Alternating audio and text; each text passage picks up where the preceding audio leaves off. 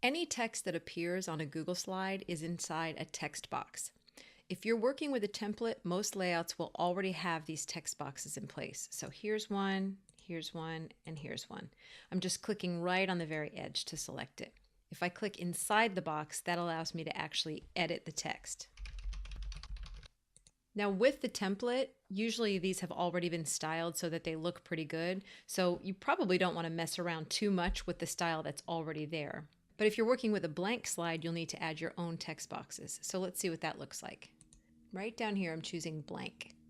So this has nothing at all. I'm going to start by clicking Insert, Text Box, and then I just hold down the button on my mouse and drag, and I can just start from there. So I'll add some text now. I'm going to make it white so that it can be seen.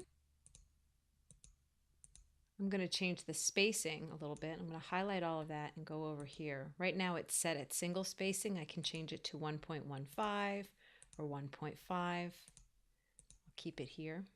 I can resize the box the same way I would with an image. I just grab the corner and I can make it a very long, narrow text box, or I can make it very, very wide. I can also move it. Notice that when my cursor changes to these crosshairs, and then it changes back again. So when it's in the crosshairs, that's when I can grab the text box and move it all over the place. Another thing to notice is that the text right now is aligned left. I'll make it bigger so you can see. See, it's all lined up on the left. I can change that alignment. There's the alignment button right there. So I click that. I can choose to left align it or center it or right, or it can be justified, although I typically don't mess with that. I will go ahead and center align it.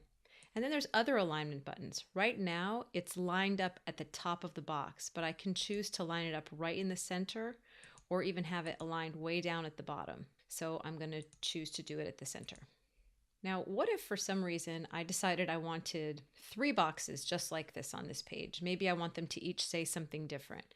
So I'm going to resize this so that it's more narrow, and I'll make it a little bit smaller. So if I right click on it, I can choose copy and then click outside of the box and click paste. And then I get a copy of it, which I can drag over here.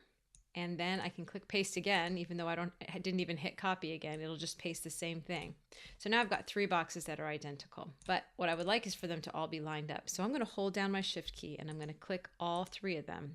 And notice this big box appears. So I can now drag all 3 together like this, wherever I would like. But I want them to be lined up. So I'm going to choose Arrange.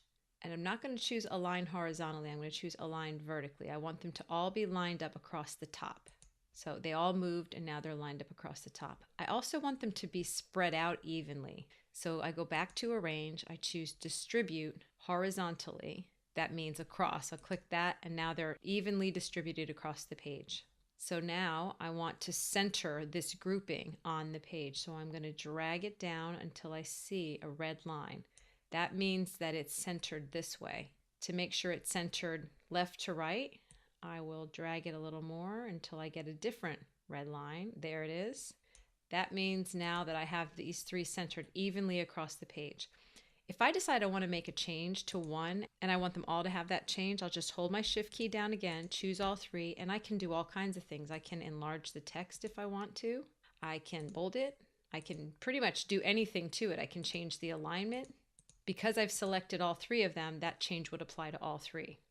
I can also give these text boxes an outline if I want to. That's right here. It's the border. Right now there is no border showing, but if I give them a white border, now they have that. And I can even change the thickness of that. I'll hold down my shift key again so it applies to all 3. So that's the border color. This is the border thickness. If I go really thick there, that's what that looks like.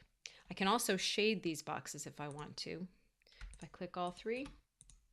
So lots of possibilities. Suppose I want to copy a text box onto another page. I can also do that. I can just click on this one, right click, copy. I could go to this page here and I can click paste, and that same box will be placed exactly on the page where it is on this page.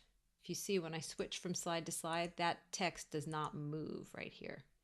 So that is another thing, but I am going to delete it now. To delete, you just click the box, hit backspace, and it's gone. So those are just some simple things you can do to change and work with your text boxes.